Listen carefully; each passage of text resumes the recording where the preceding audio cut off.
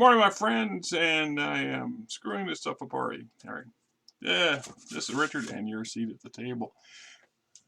Just getting my morning coffee going. It is a nice, rainy, thundery kind of day outside. Good day to be inside doing some videos. I have been meaning to do this one a while ago, and because this is part 2 of the Fourth Succession War, and it's been sitting here in my pile of stuff to do because there's just so many things with BattleTech that I really enjoy doing, and I'm eager to participate in this culture that we have and this social environment that we've created, and to share my collection and what pitiful knowledge I have of it, and any other reasons and excuses to give me a chance to do stuff. And wonder what something the cat drug in. Meanwhile, I've also got stuff lined up for another video, which, we'll get to that. The Fourth Succession War, game-wise, was a critical change and stepping up of how things were played and done in BattleTech as in general. There was this increased concept of total conflict, total war, in that you saw massive amounts of resources and military units put on all sides thrown into the fray. And we saw this secession of the little petty border conflict of the Third Succession War, and this changeover into players mindset. New players came in, and they didn't grasp what came before. They didn't really fully appreciate where everything was kind of a checks and balances kind of thing, where your units weren't always optimal. I have an issue with battle points, battle value, as it's being thrown about by a number of people today. I get what they're doing and their system of play. That's great. Anything that encourages play, that is a good thing. If that's your version or your take on how you enjoy the game, then by all means pursue that.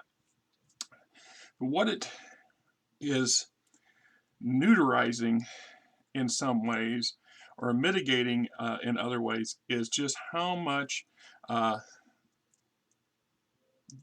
don't want to say luck and draw and chance, but how much lack of control you and your players should have when it comes to your units. The idea that a mech commander can just pick and choose what mechs and tanks and units or individual items he or she wants to use for a certain engagement is not realistic to the concept of the game itself. This is a bad way of presenting the game, in my opinion. The game has always been about larger scale campaigns, even if you're individually playing. If you're only playing an afternoon, it's just to get some mechs together and have a brawl. That's a Solaris kind of thing. That's a set of rules that they actually have for that kind of play. But the real flavor of the original 30-25 versions of BattleTech was to create a unit, whether it's a lance or a company or a mixed battalion, regiment, whatever. And you would apply the units to the conflict. So if I'm going to have a skirmish, or I'm going to send a recon unit out to test my opponent's area or to locate their supply depot or what have you, I'm going to pick one of my suitable existing units and send them in the field. I'm not going to get to say, okay, I have 2,500 battle value that I can then say I want this mech, and this tank, and put them in the field, because that's not realistic. That's not the true genesis of the game system. That is a Solaris thing. It's just my personal opinion. Okay, so anyway, this is the Fourth Succession War from the Military Atlas Volume Number 2, from January 3029 to January 3030, and we're just going to do an overview of it. I recently have been, over the last few months, been absorbing the 3039 version, and it's much more much less graphically presented. You don't have the maps of conflict and things like this one does. There's a lot more verbiage in it, which is fine. The gist of it is it still gives us a window from a lore perspective, a canon perspective of that particular era. So this would be the particular era of 3028 to 3030 during the very short Fourth Succession War, and some of the radical changes that took place. I also recently decided to order what I hope is it reads to be the source book for the First Succession War. It says that they have a First Succession War and a Second Succession War. You can get it from Catalyst as a PDF, but you can also order it in a book version. It costs almost twice as much, or a little bit more than that. But to me, the actual physical books, like I've said before, are much more valuable. It's harder for me to take a PDF with me to work. I have a tiny little cell phone. I don't have the resources for an iPad or some equivalent, and to support that. It's just like my laptop. I don't really feel comfortable taking my laptop out of my house because it's all I own. I have a backup, my old laptop that's actually sitting below this that I keep plugged in all the time. But it's hasn't been used in 2 years. It's just there in case something happens to this one. And I don't have the resources to just run out and drop $400 for a new laptop. If something does go south on this one, things have been pretty tight the last year, so I imagine that's that way with a lot of folks. So I'm hoping to eventually do a review on the 3039 conflict as well as the First Succession War, because there's a lot of stuff in there that sets the backstory, the groundwork for why things should work and should operate the way they do in Battletech. Another thing is the Mercenary source book. And I was just reading through that the other day as well. And like I said, lots of things I want eventually we'll get to. I'm trying to avoid just launching willy-nilly into things. There's a very loose concept as to what I'm pursuing here as to how I review my book collection. And the original Mercenary book also highlights putting together a unit, and this can be applied both as a mercenary command unit and for house units, how these things are formed, and just how much a difference there are in why salvage is important. And when you're creating something from scratch, we talk about battle value. This is where battle value should have its legs. This is where battle value is important. Originally, it was points. It was called battle points or something to that effect. It's in the Mercenary Handbook. When I get to it, we'll cover that part. But the idea was you get so many points based on some rolls and some attributes, and then you applied those points to Comstar bills, which then gave you a pool of cash to then purchase the units, individual machines and stuff you wanted for your mercenary command. And obviously, purchasing a used mech or a used tank is a lot cheaper than buying a brand new one, which means you likely have a much larger, robust force. But buying used, as you well know in the real world, has its downside too.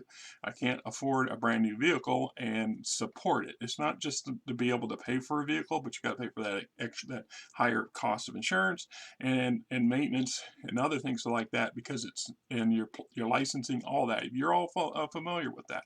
The same thing happens. So I buy a used vehicle, and now I'm committed to 5 years worth of payments for my used vehicle, and it's already got some mechanical issues, and I still got 2 more years left to go, and it's a race to see which happens first, the $2,000 front end issue that goes out or the payments end. And if I can hold off, luckily for me, I don't drive that much. I literally work 3 blocks from work. I live 3 blocks from where I work, and we only drive that van really when the weather's bad or when we have to run our errands, which we usually only do once or twice a week. So it really saves on wear and tear on the vehicle and fuel. But we're back to that used versus new. So anyway, we'll get on with this thing. All right, let's see. I paid $15.95 for this, and this came out in 1989. And as you can see, typical of FASA products, it's has issues with the binding stuff wanting to come out. Prologue, the law. In early 3029, the armed forces of Federated Sons had a right to be proud. Davion troops achieved most of their objectives of seizing large chunks of the Tikhonov and Sarna commodities from the compelling Confederation, destroying half of the Confederation's mech regiments. Leo forces were far too weak to mount an effective counterattack. On the Steiner-Kurita front, Lyran units were coming down from the euphoria of their earlier successes. Higher casualties and slower gains brought them back to reality. Combine's probing attacks reminded the Lurns that they could lose what they had gained, and so the Commonwealth fortified and prepared its defenses. Meanwhile, Kurita forces were recovering from their shock and had begun to prepare for their revenge. In particular, Coordinator Takashi Kurita wanted vengeance against Wolf's Dragoons, from whom he believed had both insulted and injured the Draconis Combine. The law was a godsend for the rear echelon. Logistical commands of all warring realms hurried to take profit from the respite by resupplying and rearming their regiments, as well as reorganizing overextended supply lines.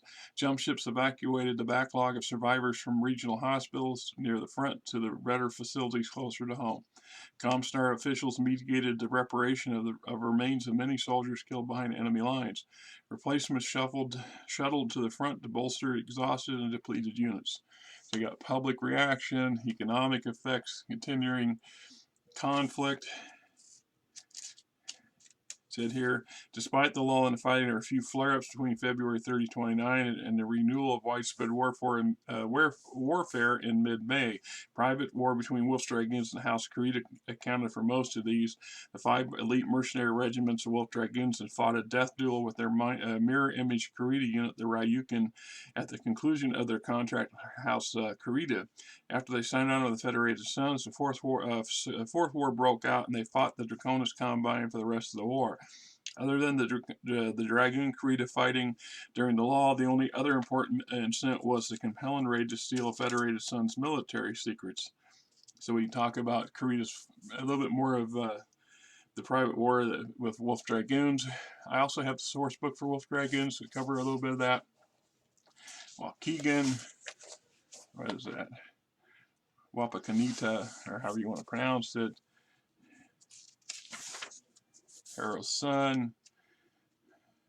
Yeah, it was a grinding meat grinder blood fest.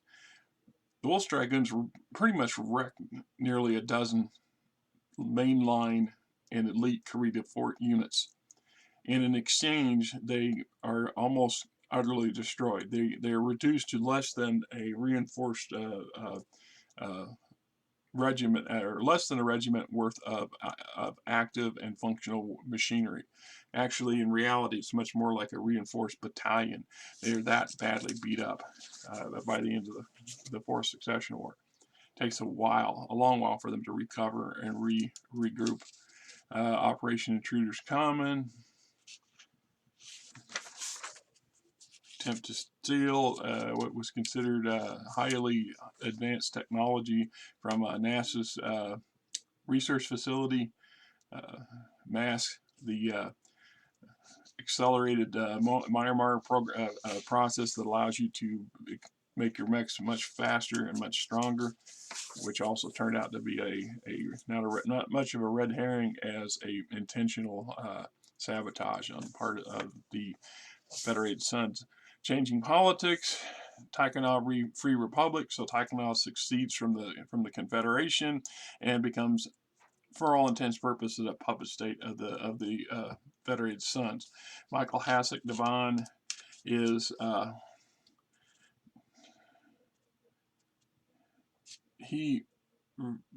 his duplicity and connections to the compelling Confederation is revealed when he flees to the Chancellor's throne world to come up with a plan to basically gut the Federated Sons, and in turn Maximilian Chancellor Liao basically has him shot, and so much for that. Tomorrow Leo, Northwind. Another critical issue it occurs this year is that for a better part of 200 years, the planet Northwind, the home world of the Northwind Highlanders mercenary units, which are almost on par with Wolf's Dragoons in their abilities and their equipment numbers wise, They are in the top 10 of the largest Merc units and successful Merc units in the Inner Sphere. But for all intents and purposes, they've been a House Liao controlled Merc unit. They've spent their entire pretty much their entire existence after the fall of the Star League as clients or employees of the compelling Confederation. And all that time, they were promised that at some point the Confederation would liberate Northwind and return it to them. Unfortunately for them and for the Confederation, this is kind of an impractical or impossible promise, because Northwind is just deep enough in Federated Suns territory that it's never going to. That's just never going to happen. So at a crucial point, elements of the Federated Suns Special Services, either spy network and crap, gets in there and cuts a deal with Northwind, the Northwind Highlanders, basically granting them sovereignty of their own world and allowing them to return home on the grounds that that's exactly what they do, is to abandon Liao and go back to Northwind and sit out the war, or to defend Northwind and its neighboring systems from any further aggression, mostly from Kurita incursions.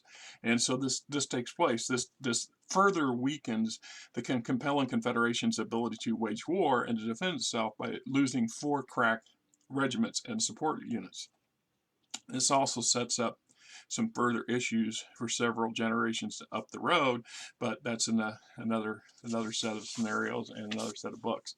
The Lyran Commonwealth. Another problem within the Lyrans has always been the Sky Province and its leadership. And I go on and on about this all the time in other videos about just how Byzantine, or how convoluted the individual houses are. It's real easy to make this assumption, or accept this belief that the Steiners control the Lyran Commonwealth completely, just no more than the Davions control the Federated Suns completely, or any of the House Lords. Yes, they are the ruling family. Yes, they have political and economic clout that keeps them in power, but they do so in part because they have a collection of minor nobles and minor houses. That House Serrano video that I did is do some great talk on that stuff. You guys get it. If you haven't seen the video, I recommend doing it. It gives you an insight into what it took to create a nascent new minor house. And so the great houses are actually a collection of political, governmental entities and nobility. And some of them, it's literally a hot mess. It's a bloody grab bag of everything. It's just how it's all kind of oozed itself and intertwined itself together like weeds. It's just they don't function well individually, because they just don't have power. And by supporting their peers or their superiors, then etc. So in the Lyran Commonwealth, one of the larger sections is considered ruled by the families running Sky, and and I'm drawing a blank. Yeah, here it is. Led by Duke Aldo Lestrade, Duke of Summer, and hereditary leader of the Sky Federation. A strong separatist movement has been supported among the privileged Sky elite for years. They believe the Commonwealth has been living high on the Sky's industrial strength and giving only scraps in return. They wanted an independent Federation of Sky so they could sell their products to the highest bidder. So this is not uncommon. This happens in all the great houses and some of the periphery states on large and small levels. I mean, even down to the world levels on individual worlds. This is one of those things that gives Battletech the flavor that it does. It sets us up for this never-ending conflict and resolution cycle that perpetrates the concept of why we do what we're doing in the first place. So that they become a problem, and at some point the Duke is assassinated. He dies in his sleep, and that's part of the series of books here. It talks about those, and like I said, I was doing some reviews on them, but they don't seem to get much in the way of attention. So I don't know if I want to continue doing those or not. The sad part is these novels, every one of these game source books that we have, these novels are just, they're almost another set of source books, because it adds and builds upon and fills in that story and lore that makes the Battletech universe so damn rich and fun. So, Fateful June, the Archon almost gets assassinated. The Comstar concocts an excuse to interdict the Federated Suns. Military implications. One of the things that Comstar expected to happen when they interdict the Federated Suns is the Federated Suns basically to lose all control over its invasion ability and its conflict. If you can't communicate with your commanders in the field, you can't keep intelligence operatives operating, etc., then by all rights, everything should either fall apart or stagnate, should freeze in place, and very little much really should go on. What they don't understand, or they choose to ignore, is a number of things. One is that they don't know that Katrina Steiner, during a year of her running from her uncle, while they were in the periphery, stumbled across a Starlink technology called the Black Box. This is a lower grade version of SLD or hyperspace technology. It allows them to send basically faxes to each other through subspace at fairly high rates of speed. And so a handful of these boxes are put out on both sides, and it allows crucial command and control to continue functioning. The second part is the sheer volume of jump traffic, jump ships that have been employed, also allows this wider spread of a little bit like the Pony Express. So you can still send information and things back and forth to your various locations. It's slower, it takes a little bit longer, it takes a lot longer than than hyperspace, but transmissions, but you still have that option. The third thing that's sets the Federated Suns, the AFFS, apart from all the other house militaries. It's just how officer down it's set up. The senior most officer, the next senior most officer, every level of officer, from down to the individual Green Horde lances or lieutenants, learn to be a little bit innovative, to not be afraid of taking some risks, and maybe even acting on their own when it's in the greater good of the scheme. So once the plan was installed and in place, and contingency plans were put in place, the marshals and the generals and the command staff, the colonels of all these various regiments, understood the goals and what they're supposed to achieve and what the idea is to achieve. So they're capable of continuing to pursue the conflict, maybe not as neatly controlled as it without without access to the Comstar's network, but it's not going to completely cripple them. Where in a lot of other houses, if you can't, in House Karita would be totally destroyed, because their command structure depends on direct input from the next layer. And if those get disrupted, they're not going to go out on a limb. They are just not going to, they're just not trained to do that, where the AFSF, even down to the individual trooper, has a lot more autonomy in how things are done, as long as they're following their training, right? So this doesn't affect the Federated Suns' ability to pursue this conflict nearly as much as what everybody thought it would. And this kind of really stymies the leadership of Comstar, who put this into play.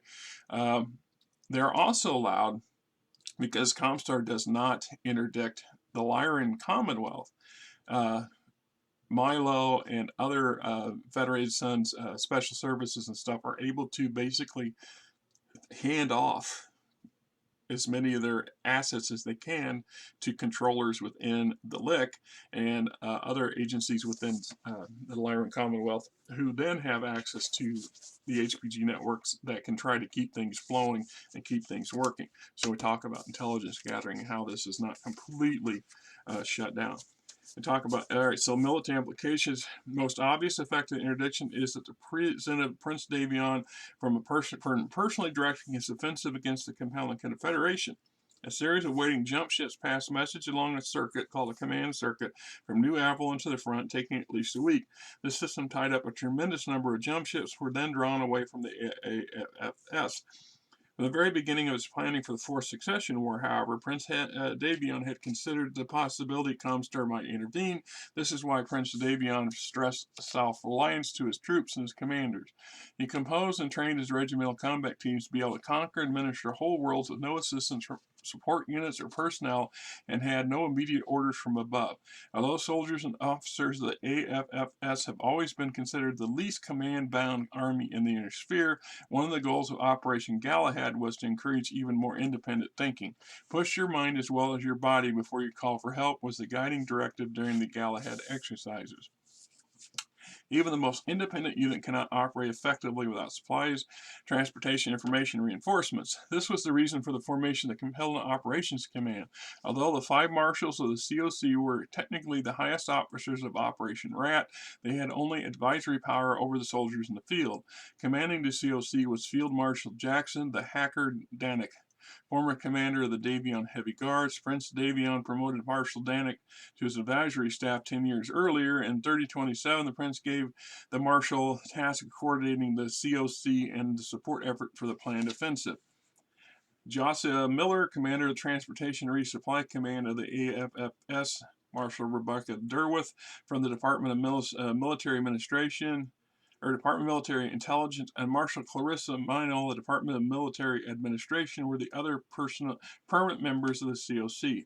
The 5th position varied throughout the war. It was filled by a series of marshals shuttling back and forth between the front and New Avalon.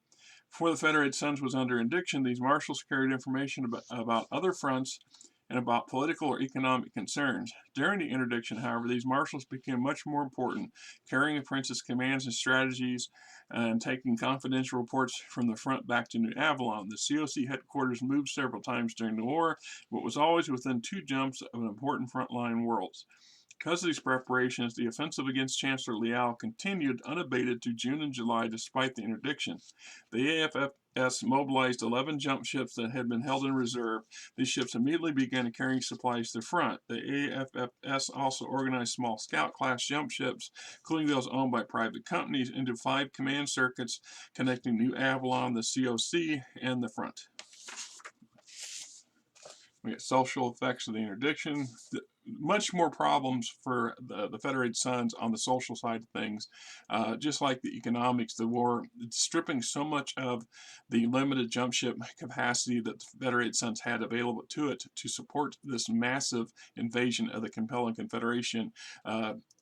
Pretty much cripples large swaths of economic regions in the Federated Sons for the duration of the war. They're forced to be clever. So critical war supplies and critical supplies that worlds need. You know, a world can't produce enough food to support itself, it's going to have a problem. If the world doesn't have a supply of fresh water, it's going to have a problem. You need to keep those vital resources flowing. And the other side of the coin would be the little things. You know, if you only have to look back to the COVID outbreak of 20, when all these stores and restaurants were shuttered and a lot of us were told to stay home, don't go out unless you have to.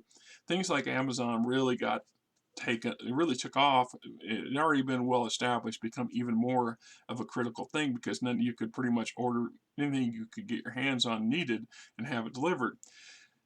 The downside, of course, was you had to have it there. Remember the toilet paper scare? It was so darn hard to find toilet paper. I mean, my job takes me all over the state of Iowa to service customers, and I would find myself stopping at 3 and 4 or 5 places on a daily basis in search of the elusive toilet paper. And because I didn't have a garage full of it. I got some stockpiled back in the garage. I still do. This whole thing's kind of taught some of us some lessons.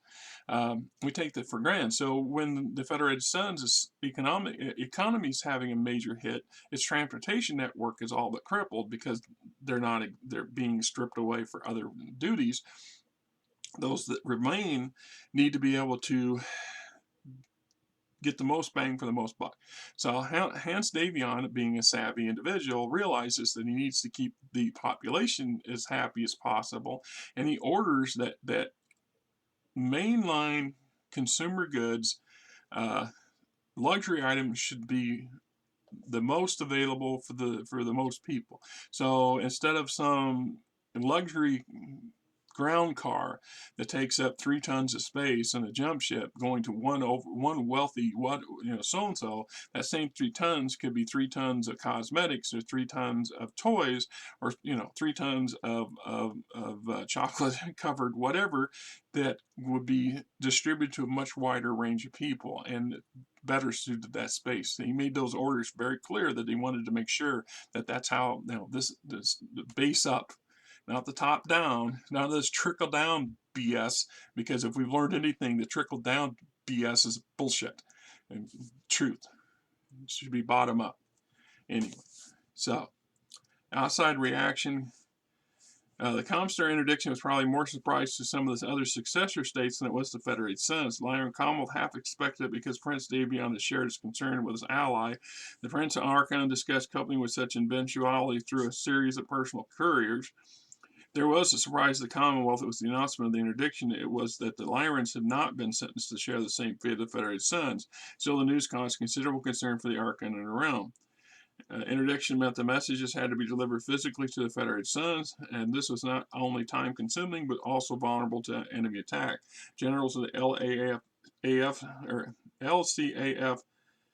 worried that the Draconis Combine and Free Worlds League were no longer so hobbled by their activities that Davion agents would then use the interdiction to seize the initiative and launch a joint offensive against star systems in the Commonwealth. Federated Sons and the Takanov Free Republic. Etc., etc. Goes on down through the list. So we get on the Federated Sons. Although the coordinator Takashi Kurita was obsessed with his vendetta against Wolf's Dragoons at the start of the Fourth Succession War, eventually saw the advantages opening up a broader front against the Federated Sons. The Combine Offensive, which began a few weeks after the campaign against Wolf's Dragoons, got off to a bad start.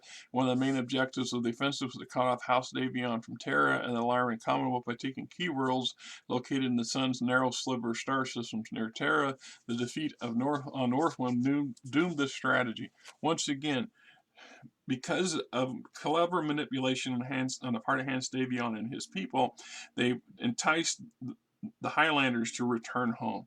And the Highlanders' regiments return to Northwind at a critical moment. They show up just as the defenders of Northwind are about to fall under the onslaught of the Kurita forces, and they turn to battle. I mean, it's that critical and that important. It also helps to put a break on the Kurita's offensive into the Terran corridor. And we'll go on to various planets. New approach. It says here, to take a more direct role in the campaign against the Federated Sons, Coordinator Takashi Kurita left his files at Luthien for Uzon, Prickford capital in the Benjamin Military District in early July. This all seemed to mark a new and more comprehensive approach to the war. No longer did the coordinator focus most of his attention on Wolf's Dragoons.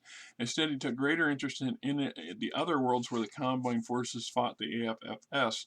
Seeing only a few successes, some failures, and far too many stalemated worlds, the coordinator hastily drafted a new offensive, which began 10 days later. To gauge Davion reaction, an offense started off slowly. Combine units captured Bergman's planet, New Aberdeen, which then had been isolated by the fall of Harrow's sun. On Lima, the 3rd Prospina Hussars easily defeated the militia, so on and so forth. So we get Battle of Crossing, continues. This would be the final major conflict between the Wolf Dragoons and House Creta. So we've got what the remains of Wolf Dragoons facing off against the 5th, 8th, 12th, and 16th Galladon regulars, and they end up winning that conflict and gutting those regiments in the process. So, and this is a breakdown of the individual battles throughout that conflict, and it's pretty tough. And to say that the dragons totally were completely on their own is not true, because toward the end there, the elements of the Deneb Light Cavalry and some other Federated Sons units arrive and assist the final stages of the conflict, much to the relief of the Wolf Dragoons, although they try not to admit it. So it's like here, the crossing Tartarus Caldera, Wolf Dragoons, elements of the 10th Neb Light Cavalry, faced off against the 5th, 8th, 12th, and 16th Galladon regulars.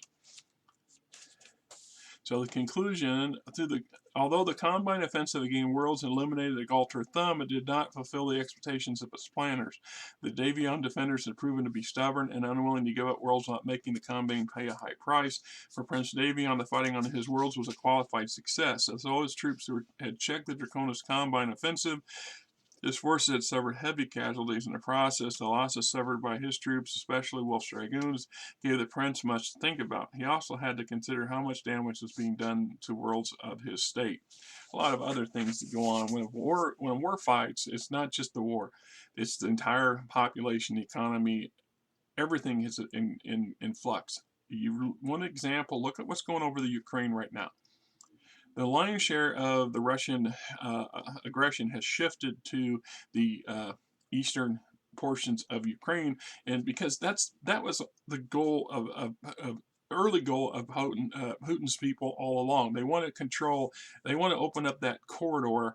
They give them unfettered access to the Mediterranean through the Crimea, and they want those eastern provinces, and they want them under their control.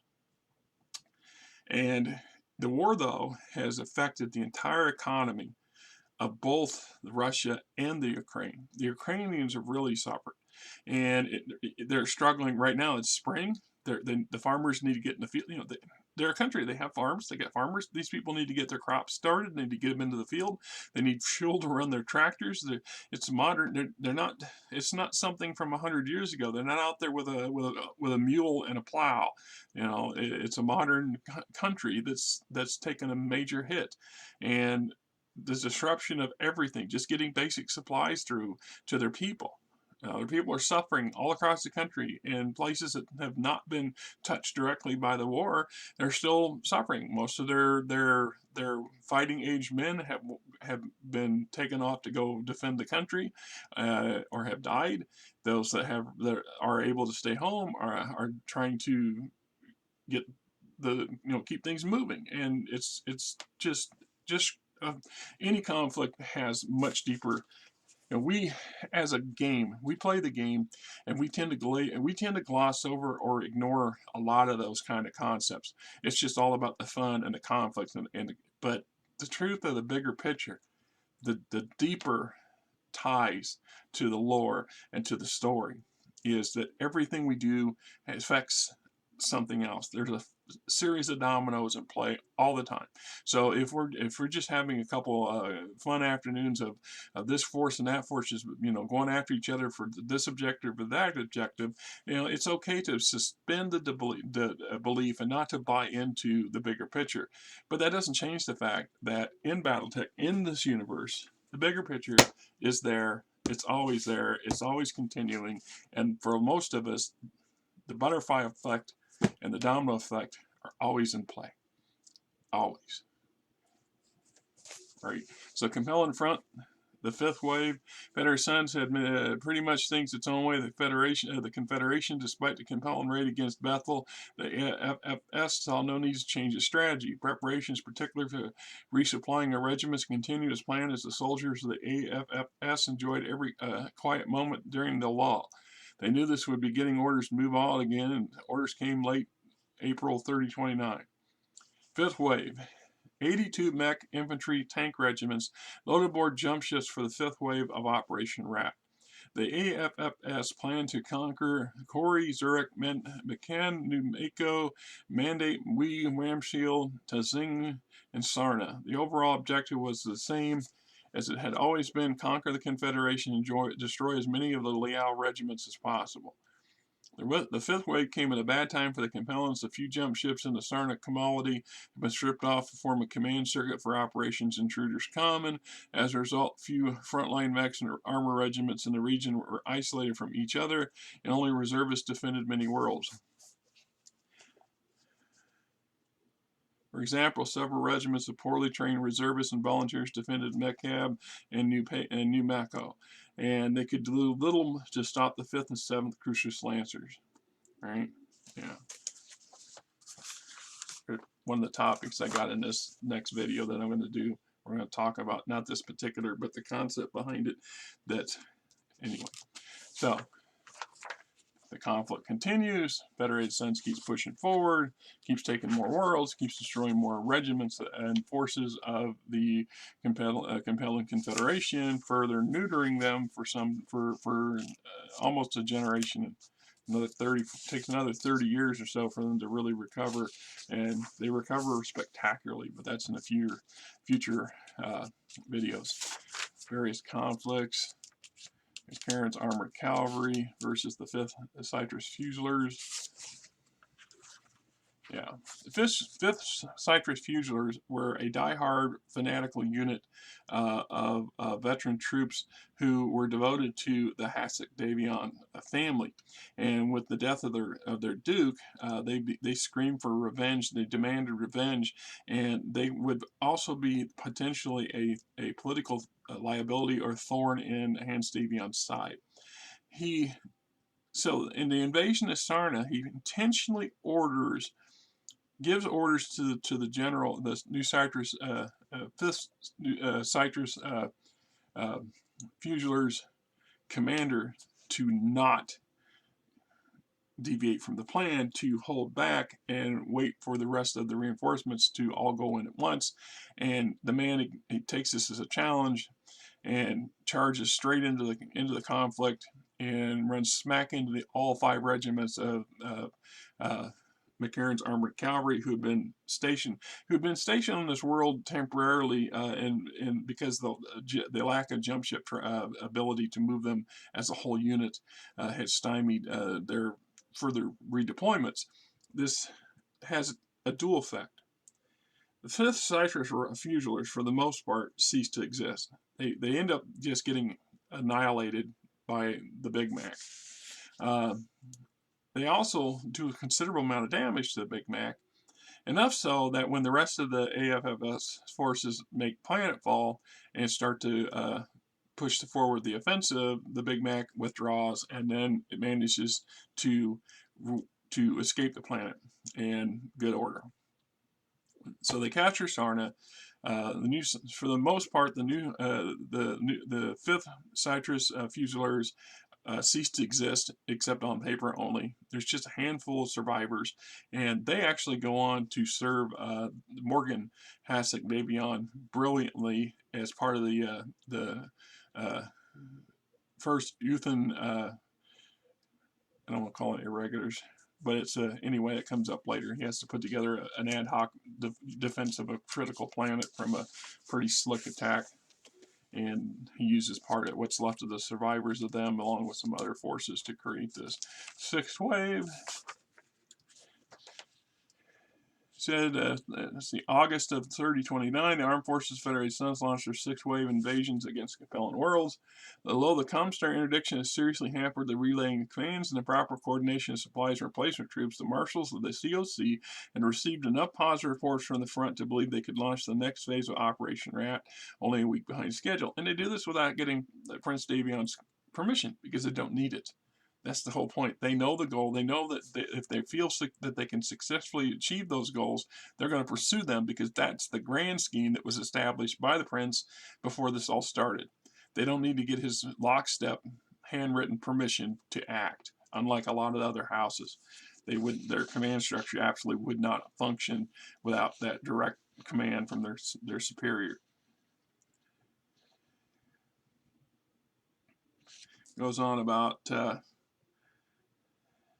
there were some issues that more closer to the American Free Worlds League, and they were getting concerns about this. Other issues, but anyway, they still launched the very successful Hegel, Palos, so on. Cathal, this is the one that could have crippled. If this raid had been successful, this could have ended the Fourth Succession War pretty much at that point. And basically,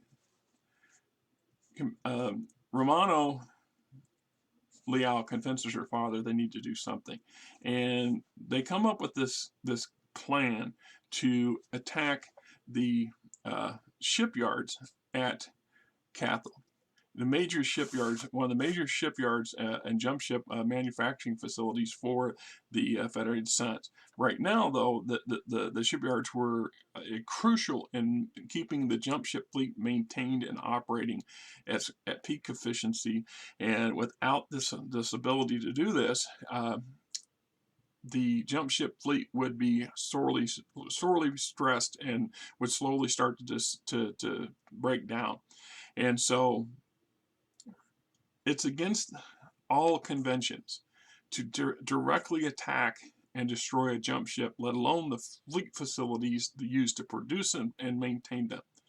However, there are a lot of avenues that allow you to get around this by attacking not the source directly, but the things that support the source. So in the case of Cathal, a lot of the power for these orbiting facilities is beamed upward from generators on the planet, and it's these beam stations that are the prime targets. And the compelling Confederation sends their best. They send the Death Commandos to go achieve this goal, which is important because there's a duplicity that comes up and shortly after this involves them too. What they didn't know is the single problem for the compelling plan was Justin Exene, member of the Chancellor's trusted inner circle, was a Davion spy. Exene did his best to abort the plan, but to no avail. He dared not give away his identity. But he could not warn the Federated Sons because of the interdiction. Any messages sent by courier would have been far too slow and undependable. The only hope was to persuade Comstar to send a message into the Federated Sons despite the interdiction. He does this. Imagine that. And just enough warning, and his father is able to piece together what his son is trying to say through insults, that something's going to go down here, and it's going to be a crucial problem. So Prince Davion asked Morgan Hanse Davion, heir to the throne, to go to Cathal and to form a fighting force around from the Planet Militia, Delta Company from the Davion Light Guards, and the few surviving survivors of the 5th Citrus Fuselers. Duke Hanse Davion arrived in Cathal in mid-August and began shaping a mech regiment, Alpha Battalion, commanded by blah, blah, blah.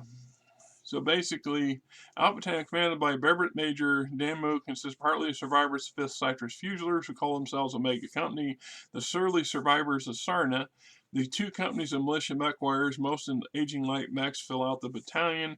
Brevet Major Andrew Redrum commanding Delta Battalion, consisting of his double-strength company and a company of Cathal Militia Warriors. The AFFS officially recognized the new regiment as the 1st Cathal Uthans, but Duke Hanse Davion nicknames them the Lions of Davion.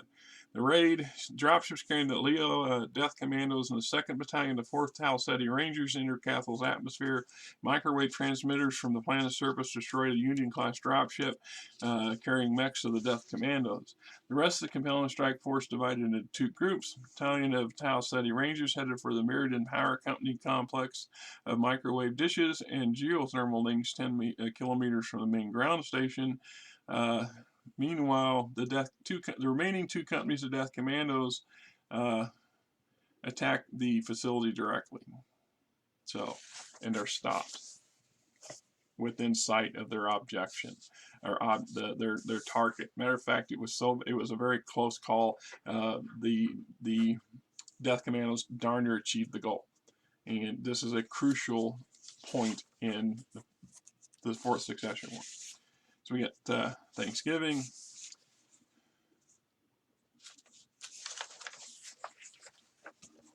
It says November 16th, Prince Hanse Davion gives a speech, and during this point he announces that his wife, Melissa Steiner Davion, is pregnant.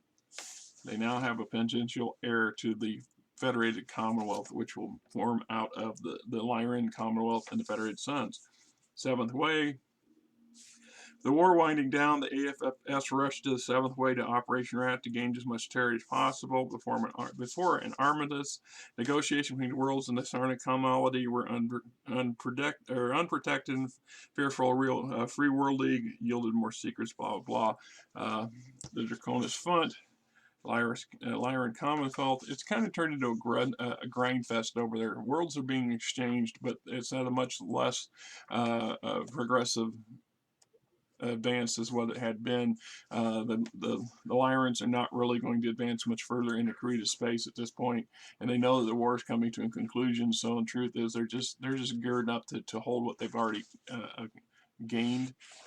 It's also toward the end here where there's a little bit of stuff going on in the Free Worlds League, mostly to keep them busy and distracted from really stepping in. But we get here some critical changes. Death of Aldo Estrade, which really puts a problem or shakes up the Free Sky movement for a while and relieves that pressure on for some period of time. Peace Pact, so on and so forth. Now keep in mind, about the same time, at the exact same time that it's in the first volume, the same time that the Compelling Confederation's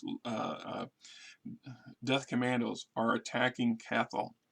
Supposedly, the Death Commandos are also attacking New Avalon, specifically the NASA's, the New Avalon Institute of Science, with the intention of destroying as much of this powerhouse of innovation and renovation of existing technology that Hanse Davion has created there, and is fueling a big portion of the renaissance in technology across recovery of Starlink technology. So Maximilian Leo only has one Death Commandos, one battalion of the Death Commandos. He doesn't have 2 or 3 or 5 regiments. These aren't the Sword of Light. And so it's not possible for these to be in the same location at the same time.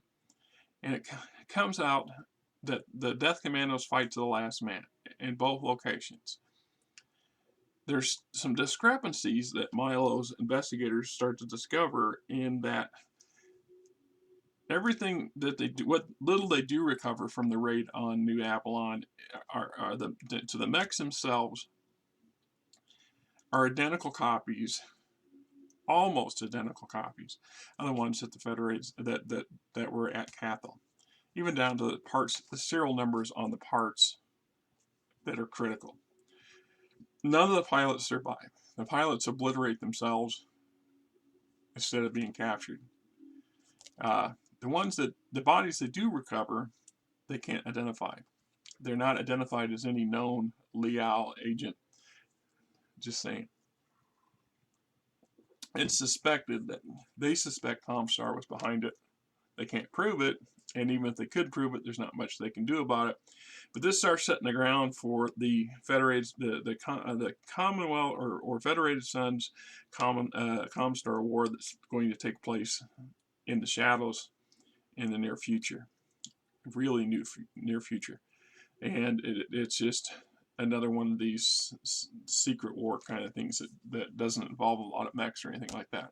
But anyway, this is the Fourth Succession War and a military atlas. If you ever get your hands on one of these things, the PDFs, they're an interesting read, and I have used several of these operations over the decades as groundworks for short campaigns, refighting the conflicts. Basically, it's fun, it's interesting.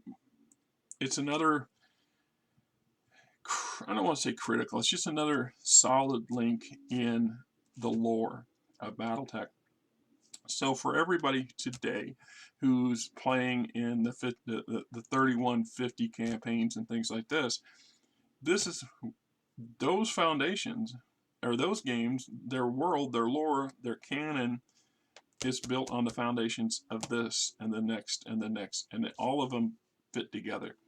And to their credit, the various company entities that have had control over the Battletech franchise have not tried to rework things that much. They might have really mutilated things. I mean, you know, look at the Dark Ages and the Jihad and all the destruction and stuff that goes on there, but they didn't try to rewrite the history books. Why do you want to do that? You don't need to do that. The canon's good. The canon's there. The never-ending conflict that's BattleTech universe doesn't need to be rewritten for some reason or another. Great stuff. Till next time, this is Rick, and I hope you guys have a great weekend.